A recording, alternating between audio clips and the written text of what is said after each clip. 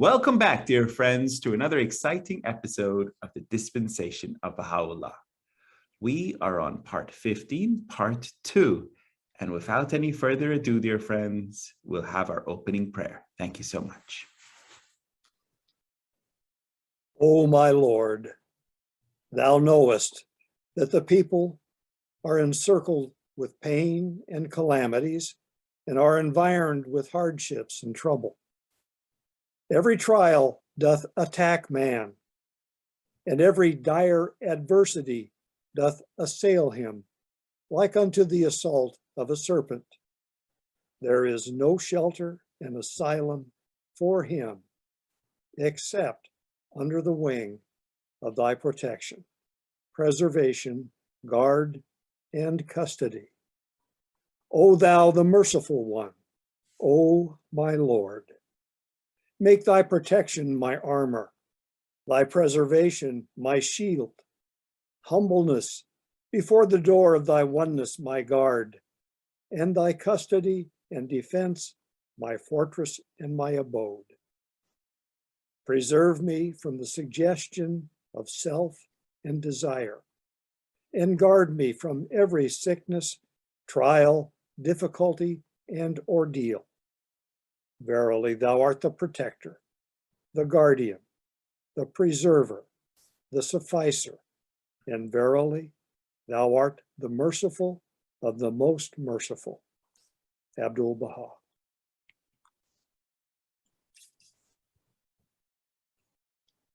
Beautiful. Thank you so much. All right, dear friends, welcome back. Really welcome back. Okay, we're going to get back into our study of the Dispensation of Baha'u'llah. And if this is your first week joining us, welcome. We are studying the Dispensation of Baha'u'llah. You can find it in the World Order of Baha'u'llah. Okay. It is one of the selected letters you can find in the World Order of Baha'u'llah. Encourage you to study the Dispensation of Baha'u'llah. Right now, we are going to, in our study, we are picking up on paragraph 56 of the Dispensation of Baha'u'llah. And if you're just joining us now and you're like, Ehsan, what is the Dispensation of Baha'u'llah? The Dispensation of Baha'u'llah is a letter written by the beloved guardian that is listing the veritable truths that underlie what the revelation of Baha'u'llah stands for. Okay? The veritable truths. What does the faith stand for? Who is the Blessed Bab? Who is Baha'u'llah? Who is Abdul-Baha? And what is this administrative order about? And what does it stand for? So this is at the very heart of what the Baha'i faith is, right? So what do we believe in? Well, we just covered in our course together, the advent of divine justice. That is the action. What does it mean as a Baha'i to do? This is what do you believe? The belief. So this is the fundamental verities of our faith, right? So what, as a Baha'i, when we talk about the Blessed Bab, who is the Blessed Bab? When we talk about His Holiness Baha'u'llah, who is Baha'u'llah? When we talk about Abdul-Baha, who is Abdul-Baha? As well as the administrative order. So this is going to be very interesting in our study, unraveling, unfolding, and enlightening our eyes to not only their station, but their connection to it, and this unfolding revelation that has been given to us by these central figures of our faith.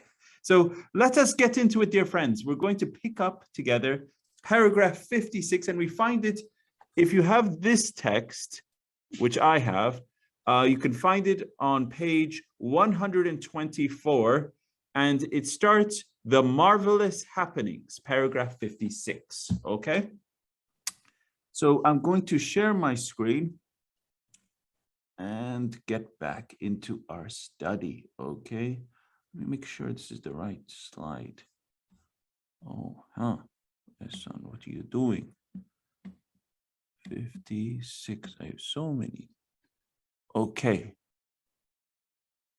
Aha, this one. Okay, here we go, dear friends. Okay, is this right? No. There we are. Okay, but before we read this slide, let us read actually the paragraph 56. Okay, so I'm going to read this for you, dear friends. Paragraph 56. The marvelous happenings that have heralded the advent of the founder of the Babi dispensation, the dramatic circumstances of his own eventful life, the miraculous tragedy of his martyrdom, the magic of his influence exerted on the most eminent and powerful among his countrymen, to all of which every chapter of Nabil's stirring narrative testifies, should in themselves be regarded as sufficient evidence of the validity of his claim to so exalted a station among the prophets. So here we are, dear friends. We're now in the section entitled The Bab, and we're talking about the greatness of the revelation of the Blessed Bab. Okay, and so here I'm just summarized as described by the beloved guardian here, Shaykh Effendi, in paragraph 56, the events that occurred before the declaration of the Bab, as well as during his ministry, his influence on the learned of his time, and the miraculous condition of his martyrdom, are other evidences of the greatness of his revelation. And it is not difficult to appreciate this statement of the beloved guardian Shaykh Effendi if one considers the events that occurred during the short period of the dispensation of the Bab and the conditions under which his followers, many of them, the most learned of the time, sacrificed their lives to prove their love for him. And dear friends, if you haven't had the privilege recently, I'm using the word recently, to read the Dawnbreakers, Nabil's narrative, get back into it, okay?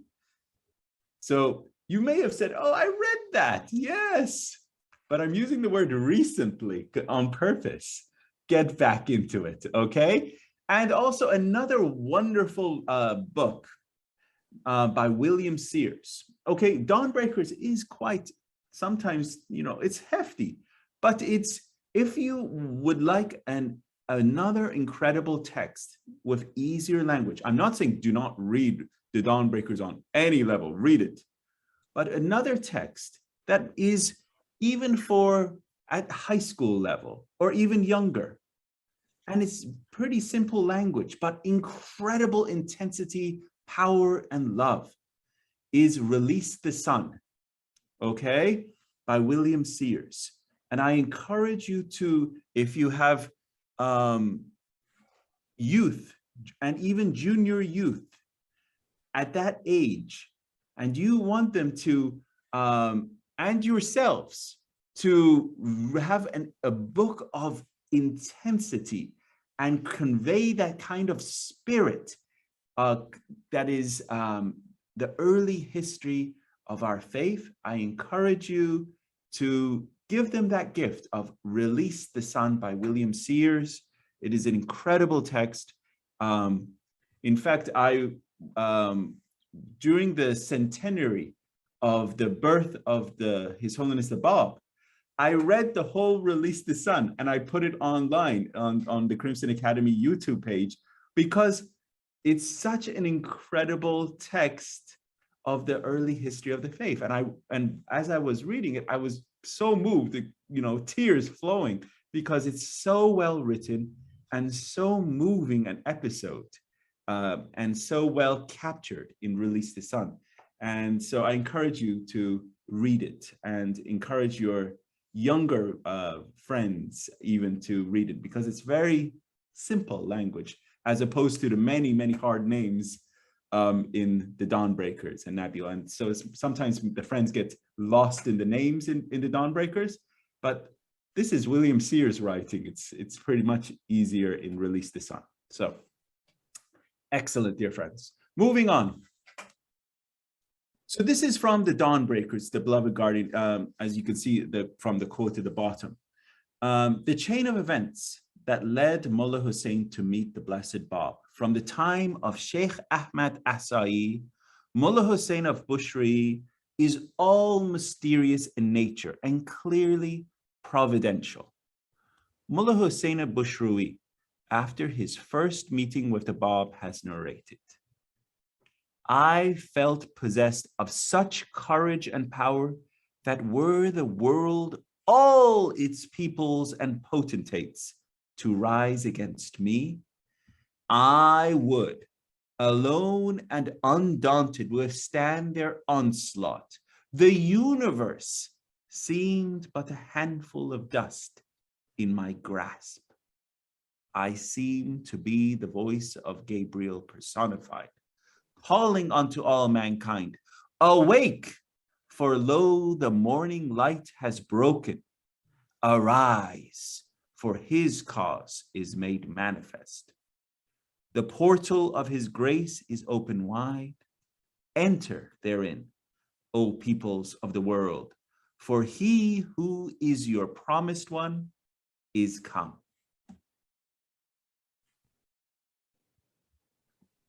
So you can see the transformation of Mullah Hussein in the encounter with the Blessed Bab. I felt possessed of such courage and power that were all the world and its potentates to rise against me, I would alone, undaunted, withstand their onslaught. What courage, what power. Even if the whole world came at Mullah Hussein, I would take them all on. What a transformation, a feeling of courage and power to be in the presence of the manifestation of God in the day that he felt invincible, and to have that feeling of unconquerable powers that you cannot. So this is from Mullah Hussein. And this is an extract that I'm going to ask our dear friend Farzad Jan if you could read this for us. Sure, thank you. Greatness of his revelation. Such an impact was experienced by all those who met the Bab.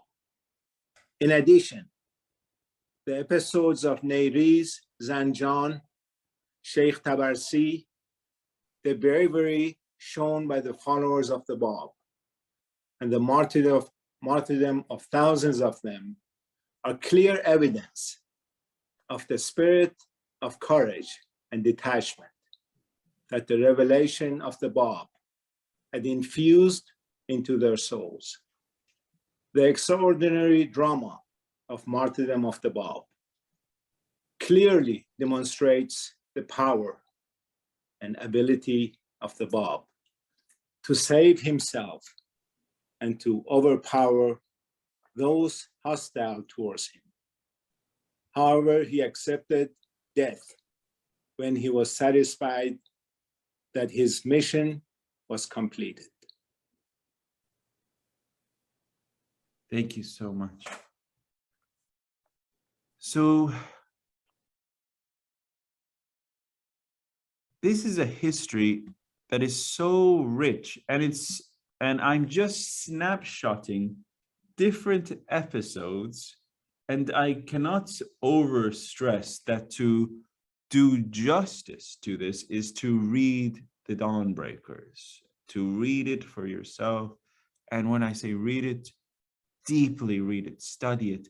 And if you go to the Crimson Academy website, and if you can find complete course materials to really deeply study the Dawnbreakers. I've compiled in-depth notes, maps, and myriad of study materials to really study the Dawnbreakers in a much greater detail than just, paragraph by line by line, paragraph by paragraph. So I have all the materials there are available. So, but carrying on, this is a picture of Sheikh Tabarci. Okay, this is Sheikh Tabarci. And below, this is the weapon used by Mullah Hussein in the fortress of Sheikh Tabarci. And the Persian inscription reads, "The sword of his honor, the Babel Bab." And the Babel Bab is a title for who? Mullah Hussein, the gate of the gate, Mullah Hussein, the Babel Bab. So this is the sword of Mullah Hussein. And this sword is in the archives. If you go to the International Archives building, you can see the sword of Mullah Hussein there. And so that is on, I don't know if it's always on display, but it's I've seen it in one of my archival trips to there. So, okay, and moving on, dear friends. So here, this is the design of fort of Sheikh Tabarci. You may have not seen this, okay? So as I said, I wanted to find some cool pictures for you. So this is the design of the fort Sheikh Tabarci. So on the left, you can see this is the general plan of the enclosure, as well as the interior of the shrine. And in the third slide here, it says these are the north and east walls of the antechamber of the shrine. As well as in the fourth slide, it says the south and west walls of the antechamber and shrine. And the fifth is the platform and porch of the east entrance of the shrine. Excuse me, which shrine you are talking about? This is Sheikh Tabarci. Or is there a shrine over there for the Bab or for anybody else? It's called the Shrine of Sheikh Tabarci. This is what it is called. Okay. Okay. Okay. And so there is a tomb here. And so this is a tomb. So it's the Shrine of Sheikh Tabarci. And so, and this is how it is. So this is the building itself. Okay. The main door. And then this is the how it has been built as a fort. So they built these mounds of earth piled against the walls. And there was a 2-story entrance buildings. So all the walls were made of 2 rows of tree trunks, 2 meters apart, joined with branches and filled with earth. So they created like almost this separation between the tree trunks and mounds of dirt, to create fortifications around this this Fort Tabarci. And you can see that they had the gate here, and all of these were guard towers in every direction around the design of Sheikh Tabarci. So here's this design. So this is the building itself. See, this is the building itself that was sitting here, and the fort was all around it. Okay.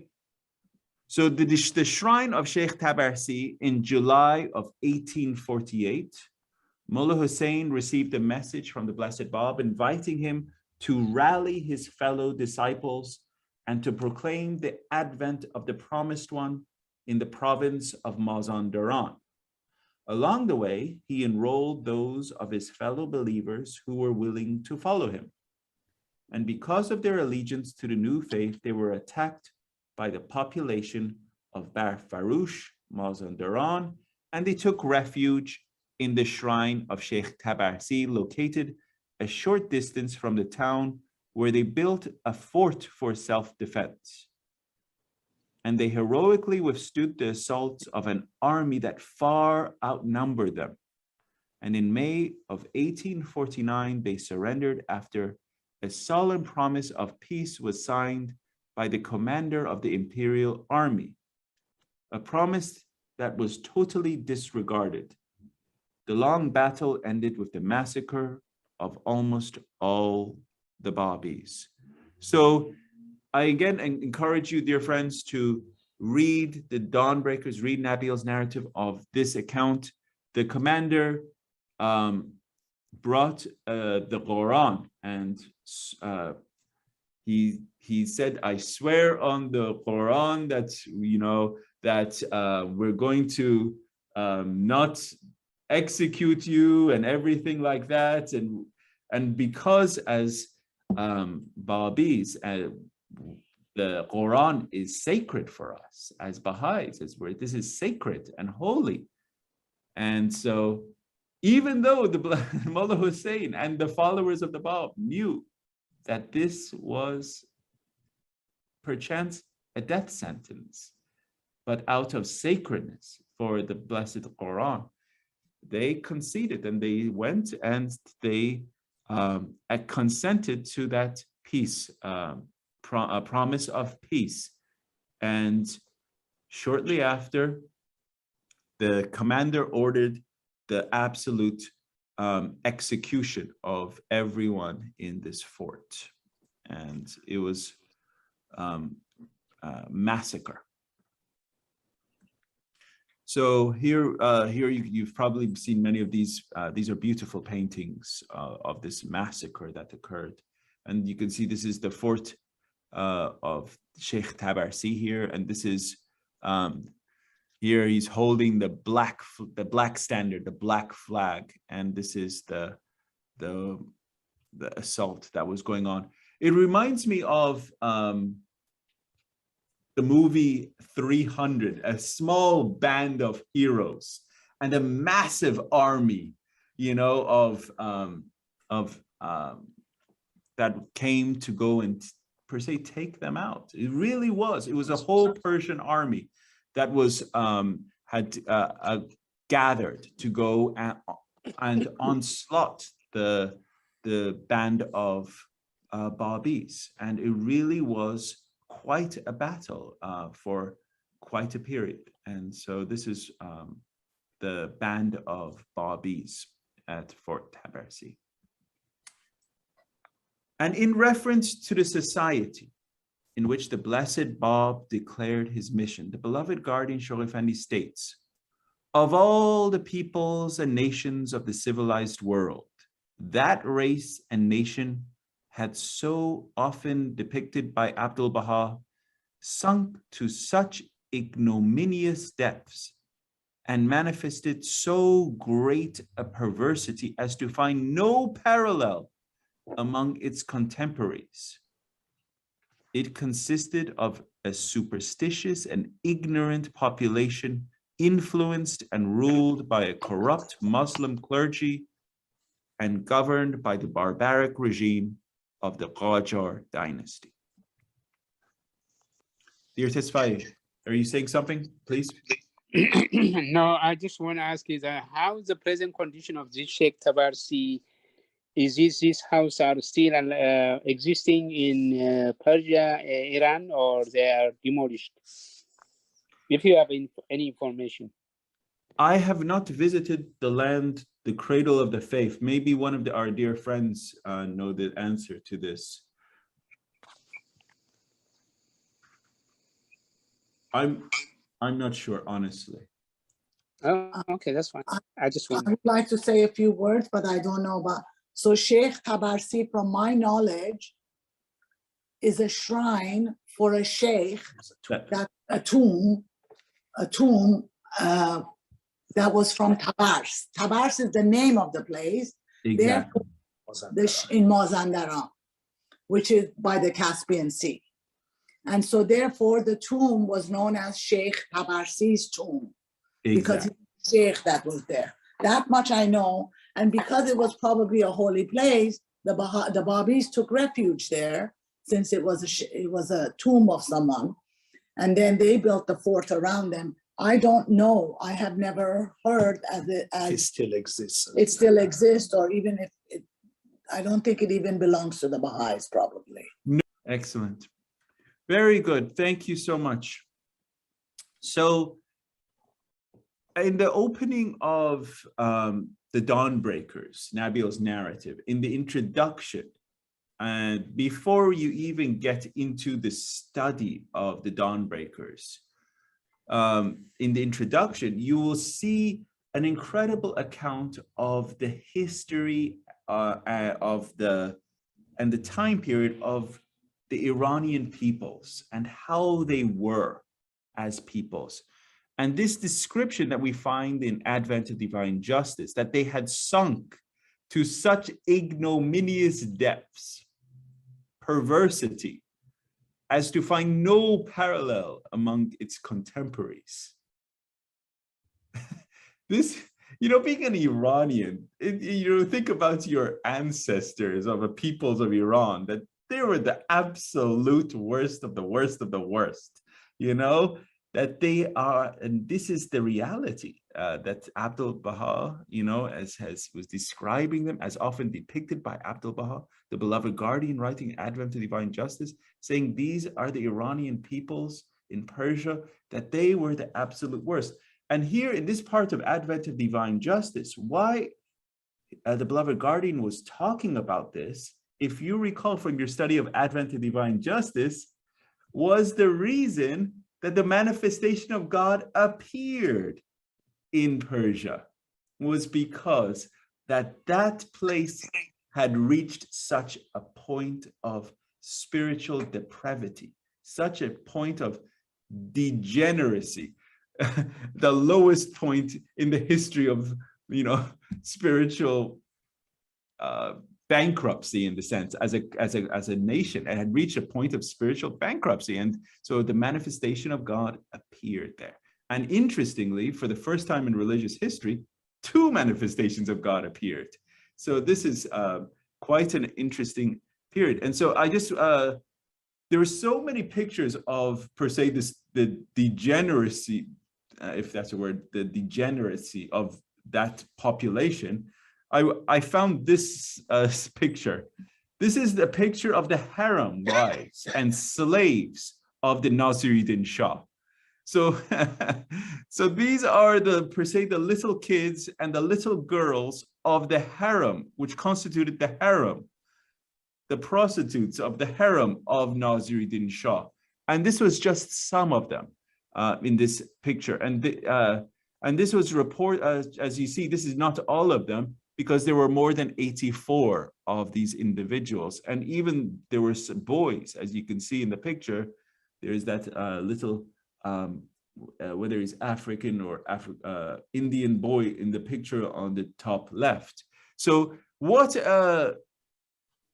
incredible picture to show the, degeneracy of this Nasiruddin Shah, the ignorance and the corruption of the Muslim clergy and the regime of that period.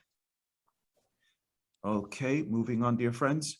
May I comment over here? Please, go ahead. Yeah, you are really in exact points that I'm thinking that you are sharing to us, because of the two manifestations in Iran, and because of the degeneracy of the spirituality, and then including to that, when you go to Saudi Arabia, the Muhammad also came for Arabian peoples, because of the Arabians before Muslim, there was paganism, and then there are no rulers, their peoples are out of order, and so many problems they have. So that's the reason. So we got manifestation over there, and then over here is two of them. Thank you very much. Thank you, thank you. Okay, moving on, dear friends. Okay. So here we go. It was such a people that the blessed Bab had summoned to integrity of conduct and purity of heart. And the outcome was astonishing. The spirit released through the revelation of the Bab created a deep transformation in those who recognized him. And as a result, they manifested attributes and qualities radically different from those of their fellow countrymen. Edward Granville Brown, a historian and an Orientalist, has accurately portrayed this transformation. To the Western observer, however, it is the complete sincerity of the Babis, their fearless disregard of death and torture undergone for the sake of their religion, their certain conviction as to the truth of their faith, their generally admirable conduct towards mankind, and especially towards their fellow believers, which constitutes their strongest claim on his attention. So this is a Western observer. He's not a Baha'i, he's not a Babi, he's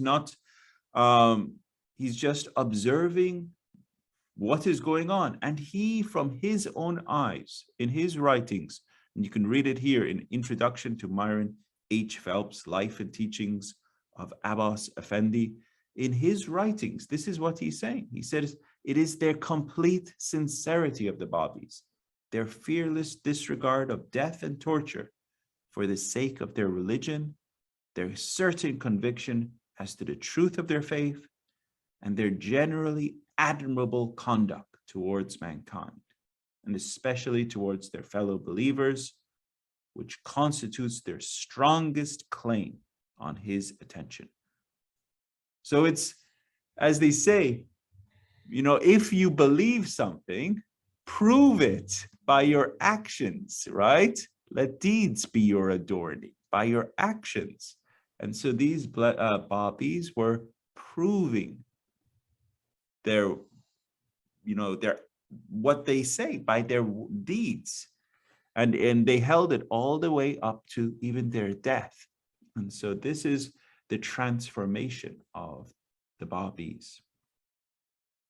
And what a stark contrast. That's another incredible thing. I cannot overemphasize this. What a stark contrast is the conduct and character of the Babis to the general population that surrounded them.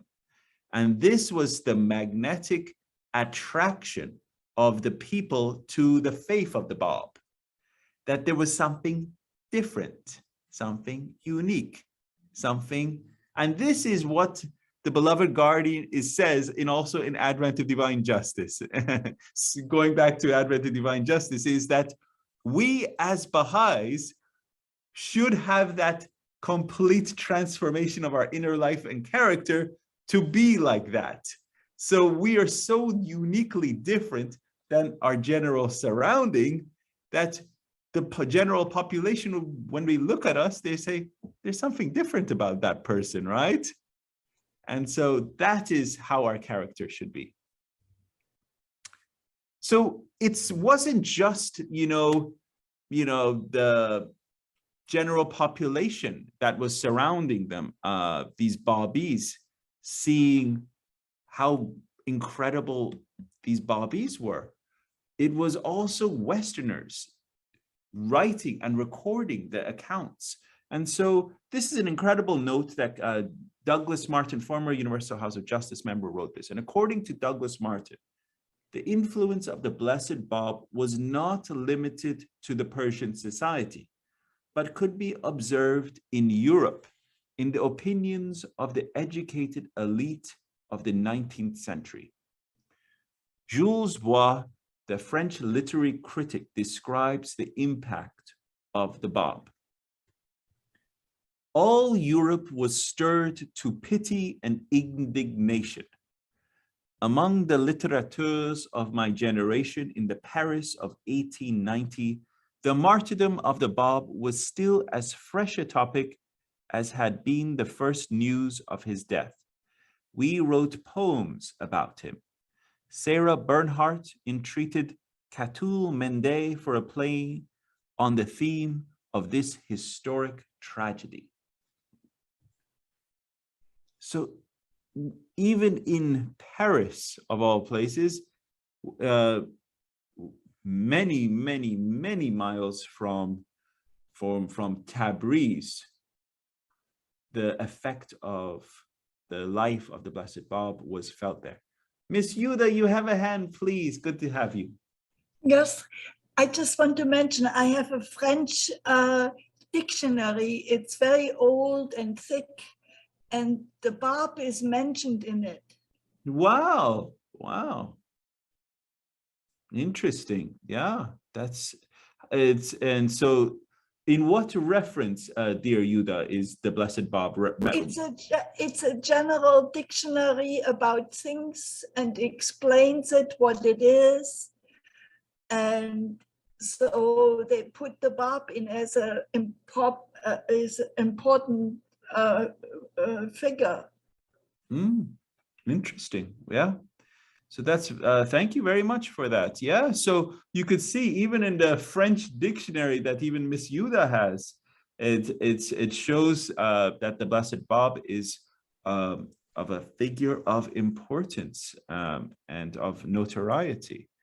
So as here we're talking about in Europe, that his fame, his influence was felt in Europe.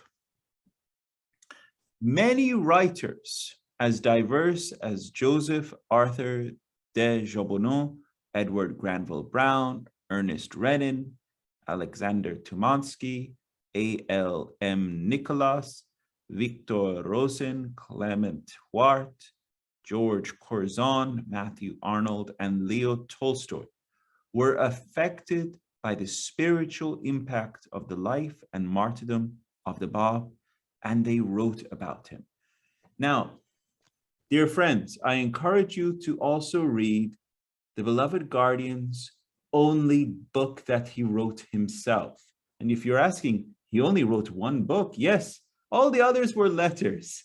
He wrote one book, and that book is God Passes By. Now, I encourage you to read God Passes By. And in God Passes By, the beloved Guardian,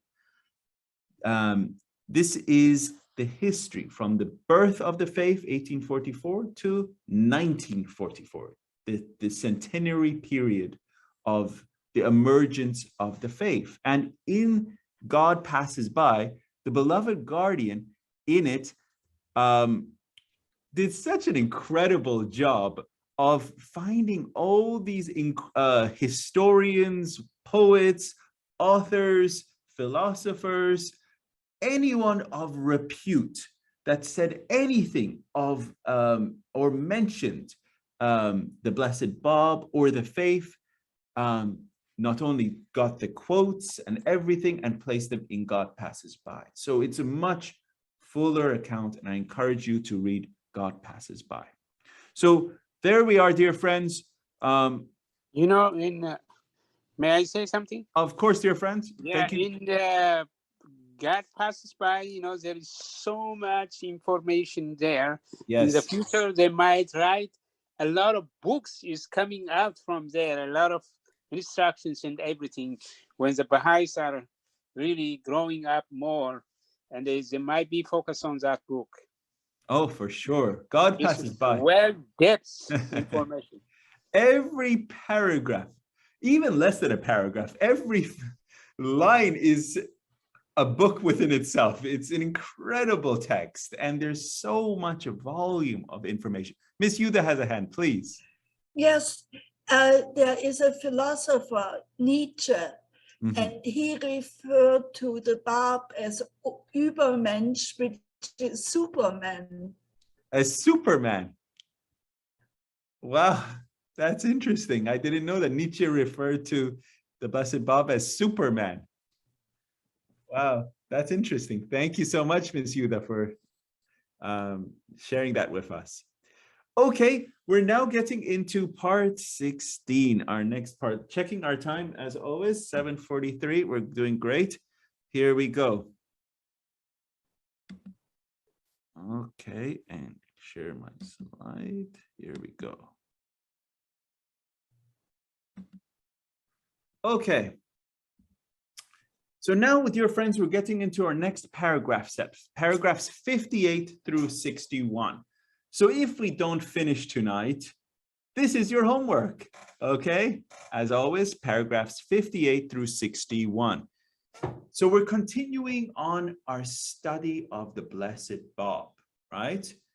And in this section, we're going to be looking at the constancy in his claim, the abundance of his revelation, as well as self-sacrifice and martyrdom. And this is also, I have a slide on the challenge to understand the revelation of the Bab, okay? Because when the Bab revealed himself, it was a progressive revelation of revealing himself, because they did not have the capacity to understand. If he suddenly came out and said, I am the manifestation of God. So he had to do it in stages, okay? So this was also a challenge to understand the revelation of the Bab, as well as the sacrifice for the primal point. So these will be the major key points that we'll be going through, paragraphs 58 through 61, okay? And let us now read the paragraphs, okay? So our first reader is going to be our dear friend Zamruhi Jan with the incredible voice. So you have our first paragraph, paragraph 58. Thank you so much. Thank you. Where else, if not in the Kitab-e-Iran, can the student of the Babi dispensation seek to find those affirmations that unmistakably attest the power and spirit which no man, except he be a manifestation of God, can manifest? Could such a thing, exclaims Baha'u'llah, be made manifest except through the power of a divine revelation and the potency of God's invincible will? By the righteousness of God, were anyone to entertain so great a revelation in his heart, the thought of such a declaration would alone confound him. Were the hearts of all men to be crowded into his heart, he would still hesitate to venture upon so awful an enterprise. No eye, he in another passage affirms, hath beheld so great an outpouring of bounty, nor hath any ear heard of such a revelation of loving kindness. The prophets endowed with constancy, whose loftiness and glory shine as the sun, were each honored with a book which all have seen, and the verses of which have been duly ascertained. Whereas the verses which have rained from this cloud of divine mercy have been so abundant that none had yet been able to estimate their number. How can they belittle this revelation? Hath any age witnessed such momentous happenings? Beautifully read, thank you. Have any age witnessed such momentous happenings? Let's go to paragraph 59. Dear Doug, if you could kindly read this one for us. Commenting on the character and influence of those heroes and martyrs whom the spirit of the Bab had so magically transformed, Baha'u'llah reveals the following. If these companions be not the true strivers after God, who else could be called by this name? If these companions, with all their marvelous testimonies and wondrous works, be false, who then is worthy to claim for himself the truth? Has the world, since the days of Adam, witnessed such tumult, such violent commotion? Methinks patience was revealed only by virtue of their fortitude, and faithfulness itself was begotten only by their deeds. Thank you very much, Doug.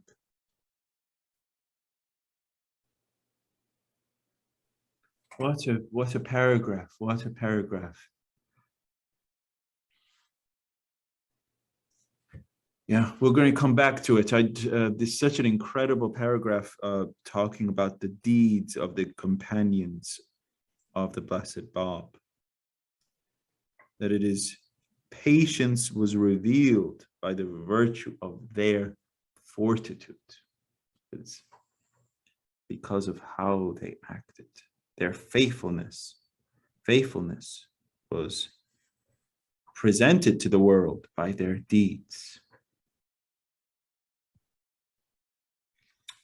Moving to paragraph 60. Okay, Miss Yuda, could you read this one for us?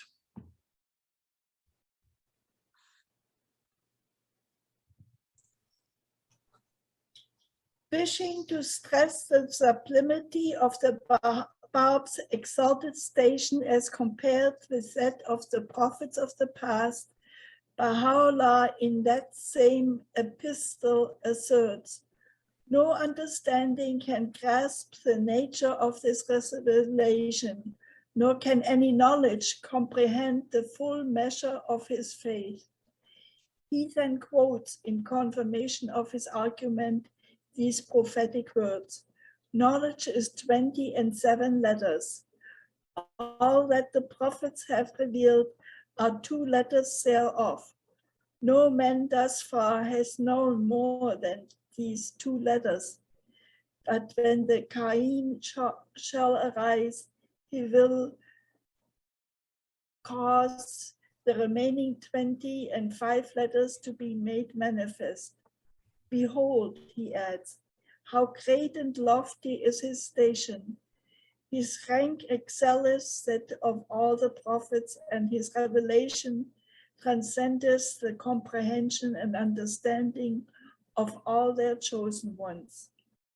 Of this revelation, he further adds, the prophets of God, his saints and chosen ones, have either not been informed or in pursuance of God's inscrutable decree, they have not disclosed.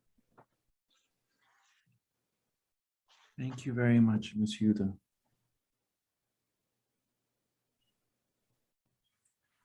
And our last paragraph here. Okay, dear Testify, could you read this one for us?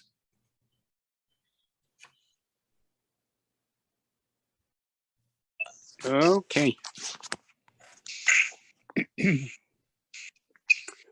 Of all the tributes which Baha'u'llah's unerring pen has chosen to pay to the memory of the Bab, his best beloved, the most memorable and touching is this brief, yet eloquent passage, which so greatly enhances the body of the concluding passages of that same epistle.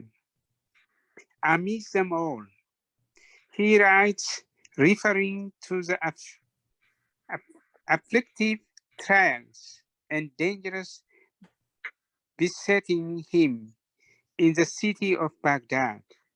We stand life in hand, wholly resigned to his will, that perchance through God's loving kindness and grace, this revealed and manifest later, in bracket Baha'u'llah, may lay down his life as a sacrifice in the path of the primal point, the most exalted word, in the brackets the Bab, by him at whose bidding the Spirit has spoken, but for this yearning of our soul, we would not for one moment have fared any longer in this city.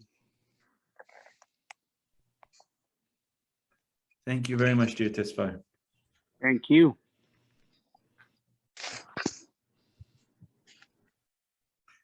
So this is paragraph 61. This is of all the tributes which Baha'u'llah's unerring pen. Unerring means does not make an error, right? Of all the tributes which Baha'u'llah has chosen to pay to the memory of the Blessed Bab, his best beloved. This is the most memorable and touching, and this in his brief yet eloquent passage, which so greatly enhances the value of the concluding passages of that same epistle. And he says, amidst them all, he writes, referring to that afflictive trials and dangers besetting him in the city of Baghdad. This is what he says. So interesting. I'm reading what our dear Tesfaye read. He says, we stand life in hand, wholly resigned to his will, that perchance through God's loving kindness and grace, this revealed and manifest letter, meaning Baha'u'llah, this revealed and manifest letter, may lay down his life as a sacrifice in the path of the primal point, the most exalted word, the Bab. So even Baha'u'llah himself is resigning his own life to lay down it in the path of the blessed Bab. By him at whose bidding the Spirit hath spoken. So who's speaking? The most great Spirit, the most great Spirit that animates the manifestations of God themselves. It says, by at whose bidding the Spirit hath spoken. But for this yearning of our own soul, we would not for one moment have tarried any longer in this city. So the most great Spirit said, okay, we are now leaving Baghdad, okay? But he was going to even stay and give up his life for the blessed Bab, if that was his choice. And so this is his, per se, his confession of his belief, of one of his confessions of belief, as they say. But here it says, this is the most memorable and touching. And this is also recorded in Kitab Iran. So, dear friends, these paragraph set from, we were just reading in this paragraph set of 58 through 61, we see these statements from the Holiness Baha'u'llah in the Kitab Iran. And this is another incredible text. If you haven't read this text recently, I love that word, recently, get back into it, right? You may have said, oh, I studied that with this wonderful Baha'i scholar, you know, it might have been a year or two ago, and it was thorough. And we went through the whole thing, and I remember it. But when was the last time you got into it? Recently, right? You all remember that the great Baha'i scholar, Mirza Abu Fazl, says, oh, I read the Kitab Iran, X number of times, right? And that's one of the texts that you can always say, you don't know anything. So get back into it, dear friends. So there you go. This is some statements, okay, on the sublimity of the revelation of the blessed Bab in his cause, the abundance of this revelation, right?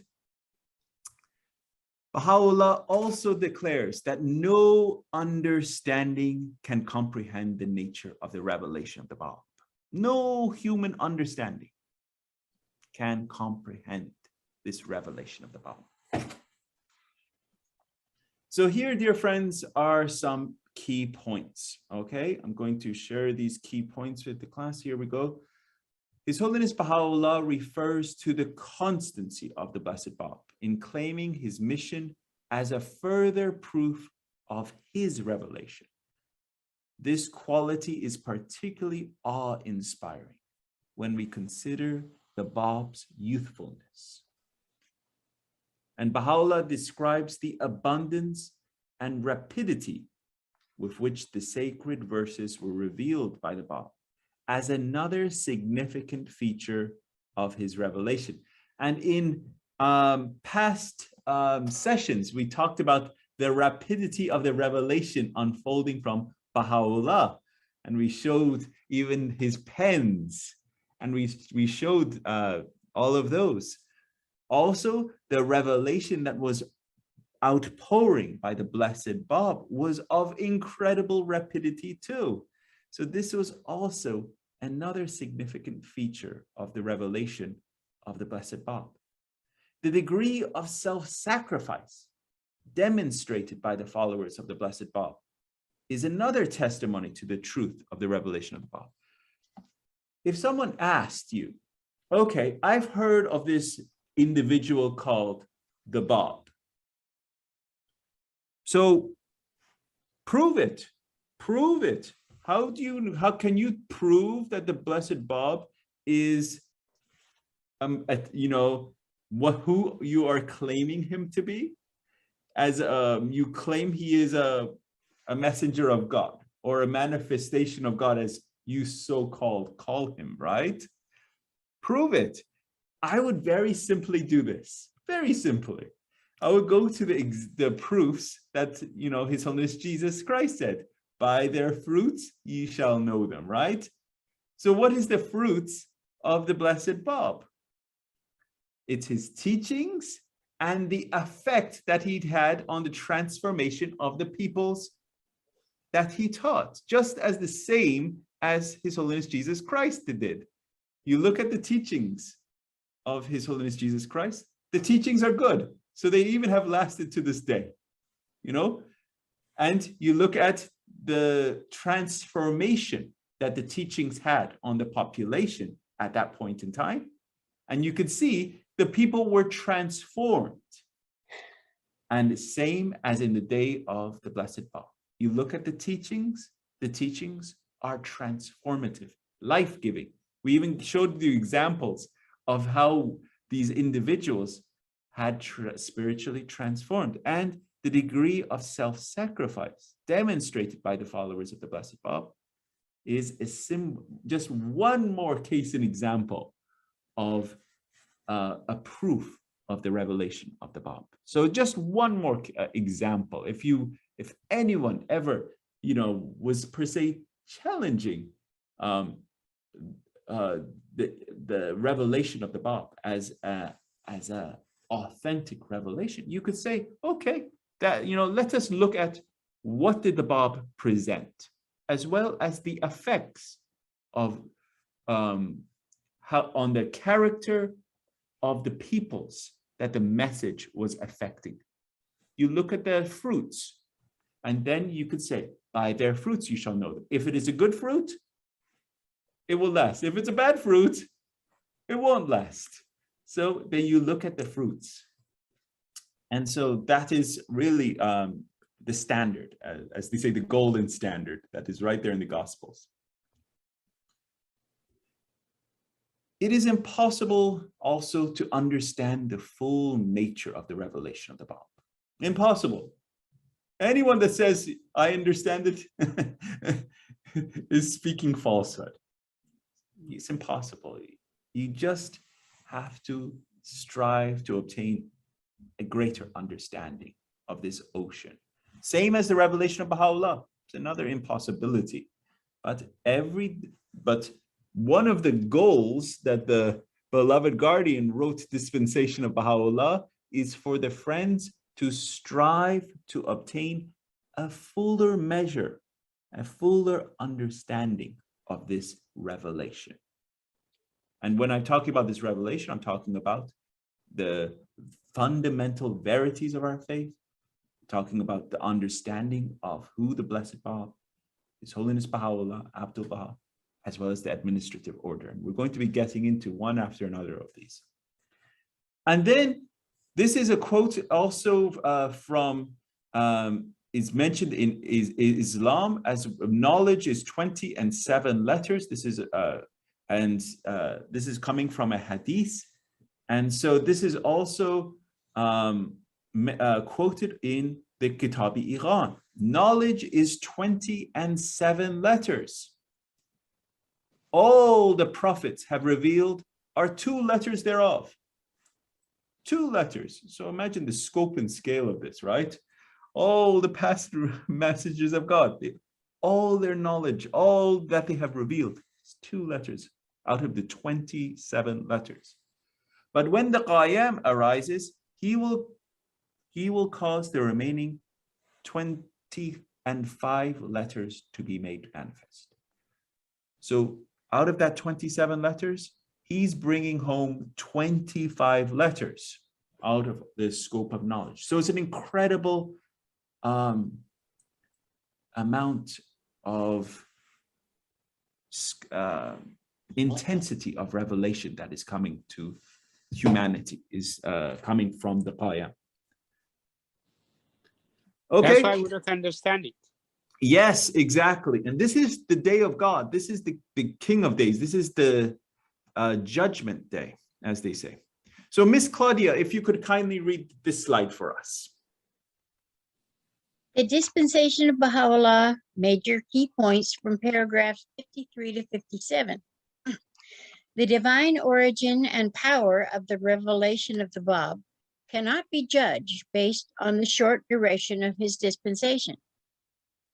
The events that occurred before the declaration of the Bab and during his ministry, the abundance of his revelation, his influence on the learned of his time, and the miraculous events accompanying his martyrdom are other evidences of the greatness of his revelation.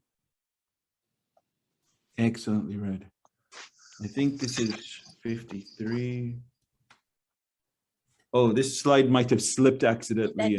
It's out of order. It's out of order. That slide slipped in. I don't know how these things happen. When you make a PowerPoint panel, sometimes slides jump into different places. But very well read, dear Miss Claudia, as always. Thumbs up.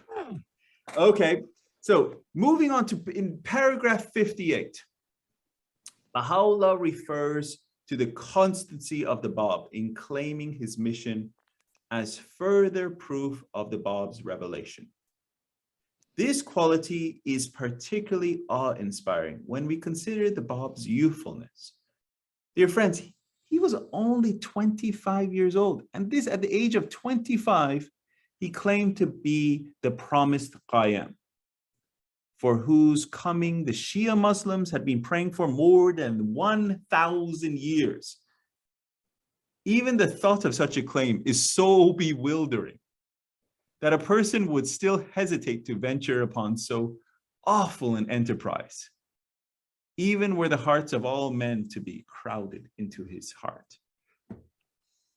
People had been praying every day and night, 5 times a day, and they still are 5 times a day, praying for the Qiyam to come every day. And at the age of 25, this young man, Sayyid Muhammad Ali, Sayyid Ali Muhammad, he came and proclaimed that he was the Qiyam, the one that all the past revelations had been awaiting for, right? And what happened? How quickly did he stir up that, country? How quickly? And this, to me, as simple Ehsan, is another one of the proofs. Because you just think about it. Could you do something like that? Could you suddenly proclaim at such a young age that you have, that you are the manifestation of God for this day and age? Even if you're insane to do something like that. But if you're insane, then you're insane. But look at the writings, look at the revelation of coherence and wisdom and outpouring. There's no insanity there. So there is so much more to it, right? And that is why it's, as they say, to proclaim himself as the manifestation of God, the Qiyam, the one that has been foretold. It is baffling as a claim. But then you look, okay, let's look at the claim. And then you study the claim, and then you realize, yeah, there's probably something more to this. And so we have to have, as in Kitab Iran, we have to be fair in thy judgment, not be biased. And so we have to be fair. Look at the claim of the Blessed Bab. And that is why look to his writings, look to his teachings and look to his influence on the peoples that he affected, and how were they transformed by his message. So, please go ahead, dear Tesfai. One thing which we have to learn from this is a very important point, because the Muslims are still praying 5 times a day, and then they don't accept, because of the appearance of the Bab, because he's too young, and then they are thinking, how can he become a manifestation of God and the fulfillment of prophecies? So God, he wants, whatever he wants. And then, but humanity is very suspicious and very hard to understand. We are expecting in different form to come, the Qaim. So now it is coming this way, and still the door is not open for them. And only for few people, door was open, they become Baha'i, and they recognize Bab as a manifestation of God. So that's why also we have problem with the teaching of the Christians also for the coming of Jesus Christ. And then they are expecting Jesus Christ as a person, second come, the same person coming and knocking the door. Some of them, they are expecting like that. It is only his spirit is returning, but they don't understand that way. And then it's very hard sometimes when you come to humanity in conversations that I come across many times, people, they are very, very suspicious, but it's hard to make them believe. Right. It is not our job to force people to believe. When we teach the faith, we share the message. That's it. We share the message. If they accept, it is up to them. It's literally like as mentioned in Advent to Divine Justice. All you are doing, dear Tesfai, is just casting the seed of life, just casting of seeds. We should not push down the seed and force the seed into the soil. Some friends, they try to hammer the message into friends, and that is wrong. And saying, they're not accepting, they're not getting it. They don't understand, and they're trying to push the seed into that soil. And sometimes that soil might not be soil. It might be rocks, or it might be thorns, or it might be, and it may not even take the seed. All we have to do is just constantly cast the seeds and keep casting seeds. Eventually, those seeds will take land in good soil. And that's it. That's all Baha'u'llah has asked us to do. Dear Zamruhijan, you have a hand, please. I'm not sure, but maybe I think what testify probably means is, isn't it sad that they're praying and they're so waiting and they're expecting, but when we teach them, they don't accept it because they're so tied up in their own beliefs.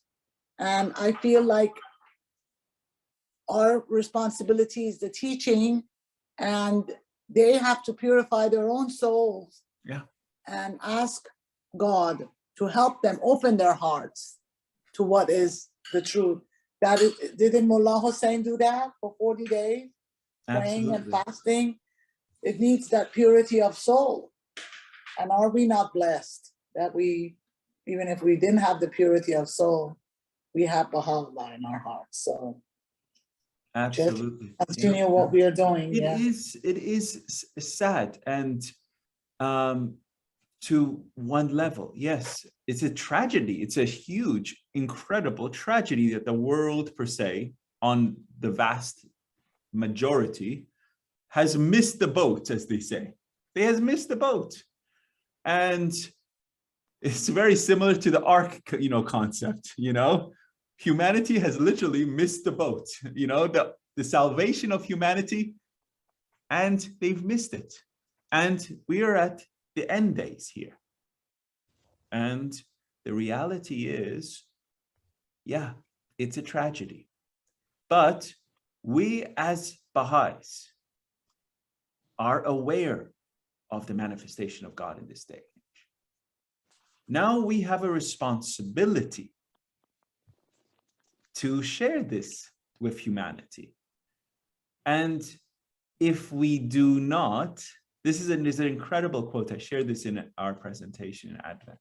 If we do not, then we are playing a part in the demise of humanity.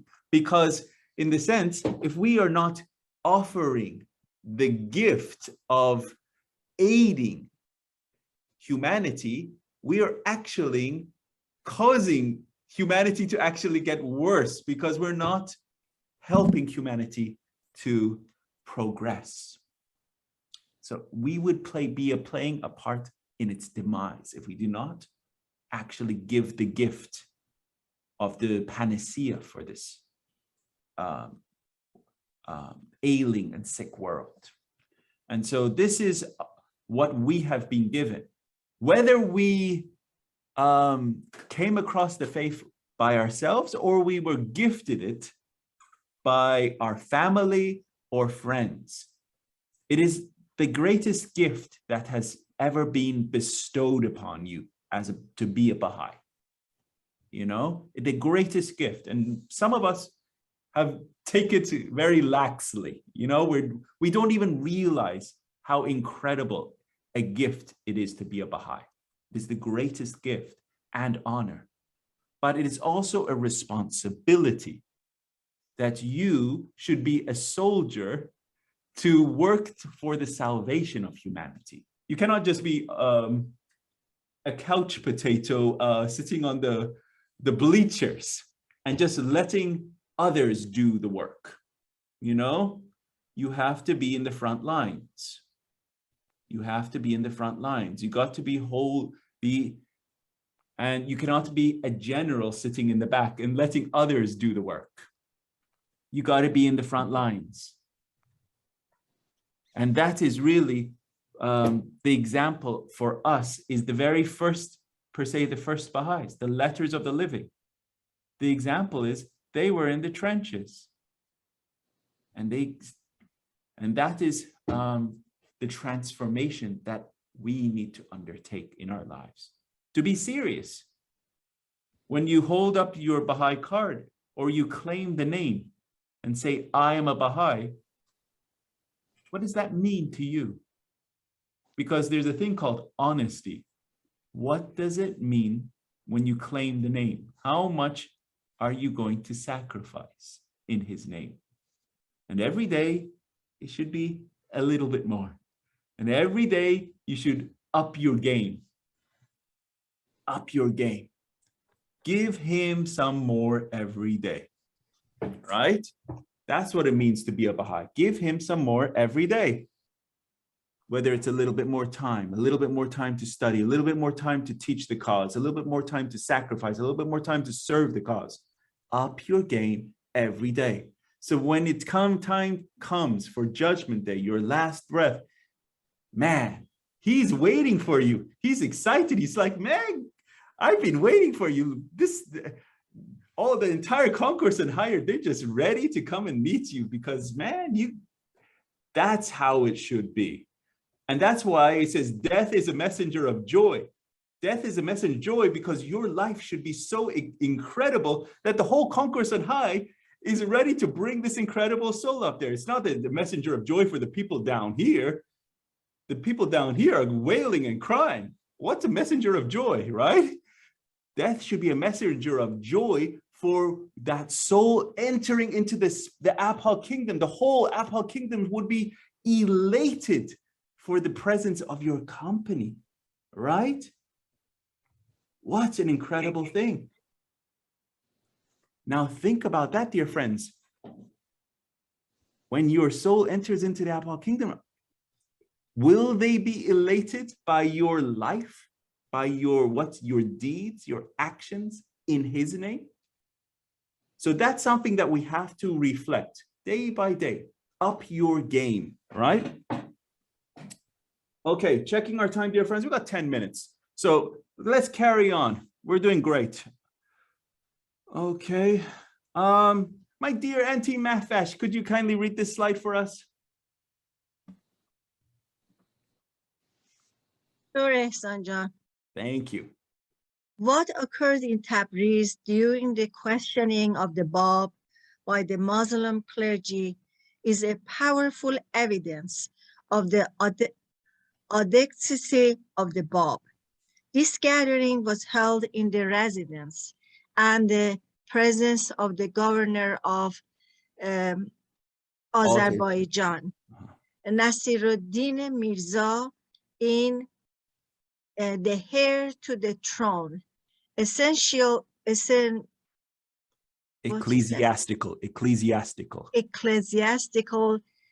dignitaries of Tabriz, the leaders of the Sheikh community, the Shahul Islam and the Imam Jum'eh were present. The chair of the meeting was Haji Mullah Mahmud, the Nizamul Ulama, the prince's tutor. Excellently read. Thank you, dear Auntie. So yes, here we are. This was another episode that we find in the Dawnbreakers in Nabil's narrative. This was the questioning of the Bab by the Muslim clergy.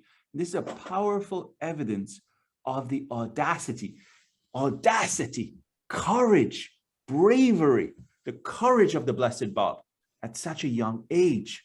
And this gathering was held in the residence and the presence of the governor of Azerbaijan. So what an incredible place. This was an incredible occasion where the Blessed Bab proclaimed himself. And so here you can see, this is the historical view of the citadel of Tabriz, where the Blessed Bab was confined. This is where he was imprisoned, okay? So here, this is from the Dawnbreakers. And again, I cannot overly stress this. Read the Dawnbreakers, even just a little bit. Actually, I have chapter by chapter recording of the whole Dawnbreakers.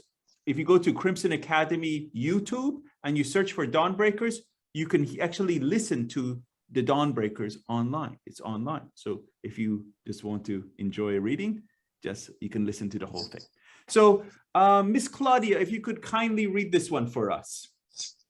Surely. Constancy in his claim.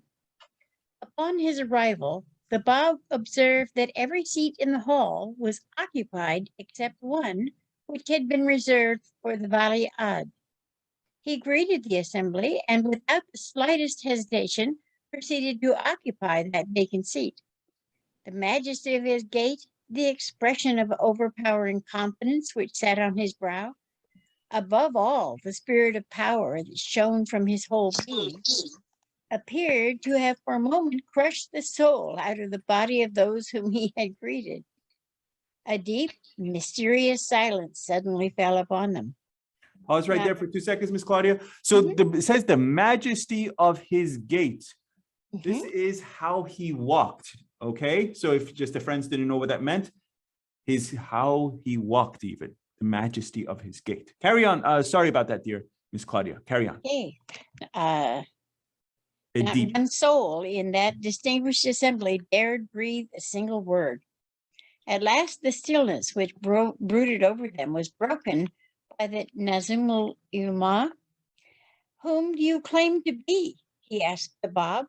And what is the message which you have brought? I am, thrice exclaimed the Bab.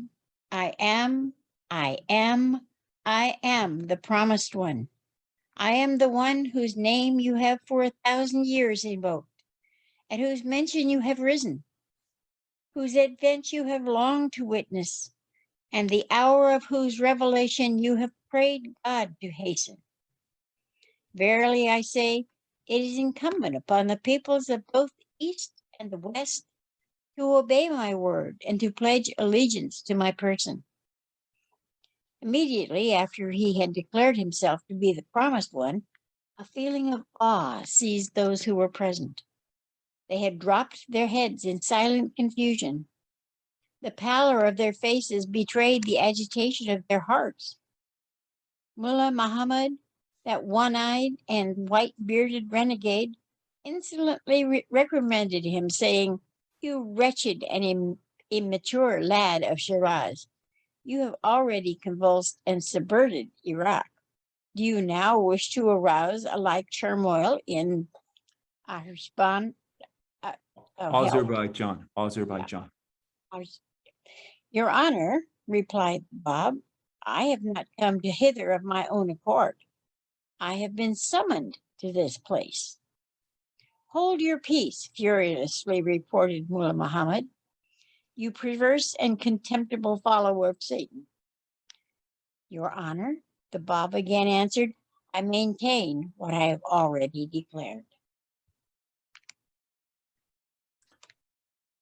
Incredible, right, Miss Claudia? Yes. Absolutely. Absolutely incredible. So this is in the Dawnbreakers, and you can see the pages there. And the full account of this interview is actually also online, and you could I'll send it to the class. So this was an per se where the Blessed Bab was held on trial and asked who he was. And this is in front of the Nizam al-Ulama, the prince's tutor. And this was an incredible occasion where he was held on trial to present who he was. And he's then proclaimed, I am the promised one.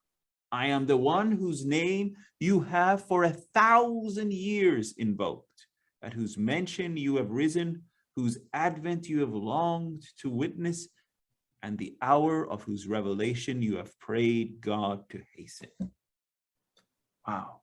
Verily I say it is incumbent upon the peoples of both the East and the West to obey my word and to pledge allegiance to my person. What a statement, what a statement. So what occurred in Tabriz during the questioning of the Bab by the Muslim clergy is a powerful evidence. Yeah, we talked about that, right? The powerful evidence. So what transpired? This is Tabriz. This is the Namaz Khana, the prayer house of the Sheikh Islam, the head of the religious court of the city. And in the summer of 1848, the Bab was brought to Tabriz to be examined by this mixed secular and religious court. And they were determined to humiliate him. That really was the essence of it. It was all a theatrical kind of occasion to mock him. And I will send to the class the script of of that trial. It's very interesting. He openly proclaimed his mission.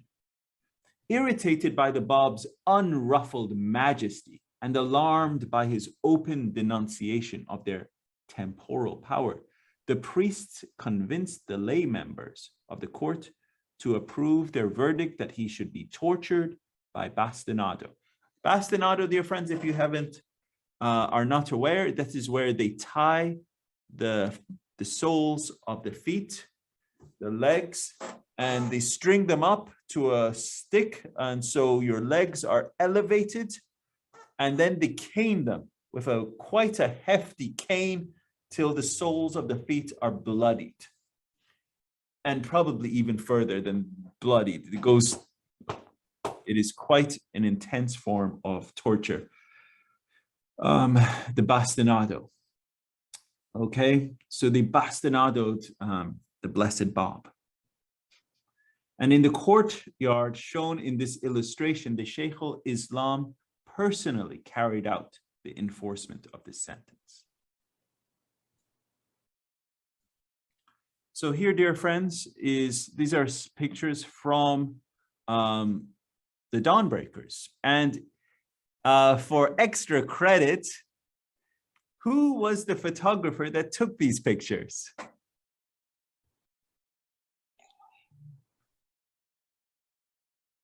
Does anyone remember from our study? Yes, the Australian Australian photographer. Yes, and what was her name? Dorothy something. No, not Dorothy. Does Effie sound familiar? Effie, also known as Euphemia. So her name is Effie. And so Effie was the young lady that the beloved guardian sent to Iran and to take pictures of all these holy sites that we find in the Dawnbreakers. And so this is some of these pictures.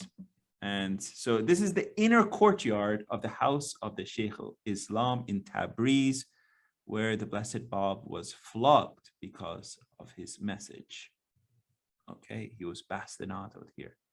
And this is the court of the inner courtyard of the house in Tabriz, where he was beaten with the sticks. So this is this exact spot where he was bastinadoed. And it's very interesting that we have these pictures. You know, this is really thanks to the beloved guardian asking for these so that we have these.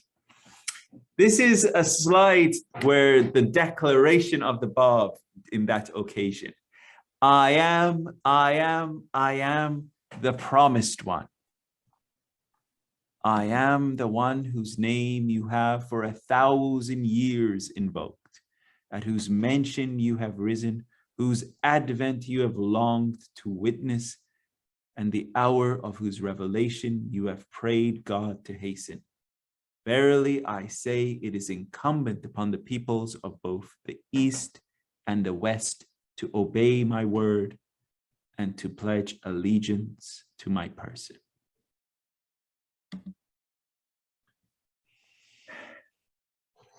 This is really, in essence, what a manifestation of God says every time they come, right? I am the manifestation of God. I am. Now, you have been waiting for me for 1,000 years. Now obey me. So it's really, in essence, what a manifestation of God proclaims as a proclamation. Please, Tesfa, you have something to say? And we're at just at 8:32. No, So the we're going only to thing close. I just want to say is this is a very powerful words of that when he proclaimed himself as a manifestation of as a promised one. Right. Excellent. Yeah, Yes. but people, they don't understand that. No, you're absolutely right. Thank you. Mm-hmm. Okay. Let us. We're just to be consistent. That will be our last slide, dear friends. Any thoughts or questions at this time, and then we'll have our closing prayer. So is it 25 letters and 2 letters? They say 27. Now is revealed after the Qaim and Baha'u'llah arrived. So everything is revealed now, right? Remember, progressive revelation. Progressive revelation. So, yes, in the sense of the coming of the Blessed Bab and Baha'u'llah, that knowledge has been during this manifestation of God. But still, knowledge in itself is an ocean in itself, okay? So could you say, in the time of 1844, that all knowledge had been revealed? They knew everything about supercomputers, or they knew about all the advances in medicine in 1844? No. But knowledge is still gradually being revealed. This is one of the things about revelation. But because of the revelations of the twin manifestations, the ocean of knowledge has been brought. This is the power of the coming of these twin manifestations of God in this day and age. So if we look at the actual text it says his revelation caused caused the remaining 25 letters to become manifest. So yeah, it's a progress. It has caused the gradual or progressive revealing of the remainder of knowledge. It caused for the remaining managed to become manifest. Absolutely. It gives a sense of time. Includes a progression of time. The text does not say all those 25 letters of knowledge were immediately Revealed. It caused the manifestation of the remaining knowledge to become manifest.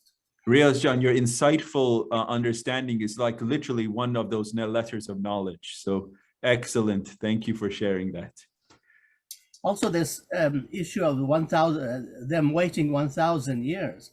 This is literal. It's a literal 1,000. We should keep in mind that they began waiting at the year 260 of the Islamic calendar, when the Imam, the 11th, when the 11th Imam passed. So that was the year 260. AH, after Hijrah. AH, yes. Then exactly 1,000 years elapsed before the Bab declared. So they actually waited so the statement of the Bab is accurate, literally. Right. They had waited 1,000 years up to the year 1,260. So that's which constitutes the 1844. So 1260 AH after Hijrah is 1260 AH, which constitutes the 1844. So they literally had been waiting for 1,000 years. So you're absolutely right. Thank you, Rezjan. Okay, there we are, dear friends. Did not want to tire you guys anymore tonight, as they say. Let us have a closing prayer, and then I say good night, and we'll see you. All right, Ehsan, I will do the closing prayer because Negan Rihani, she passed away last Saturday night. Yes. Just to remembering her, and her funeral is going to be on this coming Friday at 2 p.m. That's what I heard. So I just want to pray for her. She is a good soul. Thank you very much, dear Tesfai. Thank you. Thank you. O Lord, O thou whose mercy has encompassed all, whose forgiveness is transcendent, whose bounty is sublime, whose pardon and generosity are all embracing, and the lights of whose forgiveness are diffused throughout the world. O Lord of glory, I entreat thee fervently and tearfully to cast upon thy handmaiden, who has ascended unto thee, the glances of the eye of thy mercy. Robe her in the mantle of thy grace, bright with the ornaments of the celestial paradise, and sheltering her beneath the tree of thy oneness, illumine her face with the lights of thy mercy and compassion. Bestow upon thy heavenly handmaiden, O God, the holy fragrance, born of the spirit of thy forgiveness. Cause her to dwell in a blissful abode. Heal her griefs with the balm of thy reunion, and in accordance with thy will, grant her admission to thy holy paradise. Let the angels of thy loving kindness descend successively upon her and shelter her beneath thy blessed tree. Thou art verily the ever forgiving, the most generous, the all bountiful. Abdul Baha.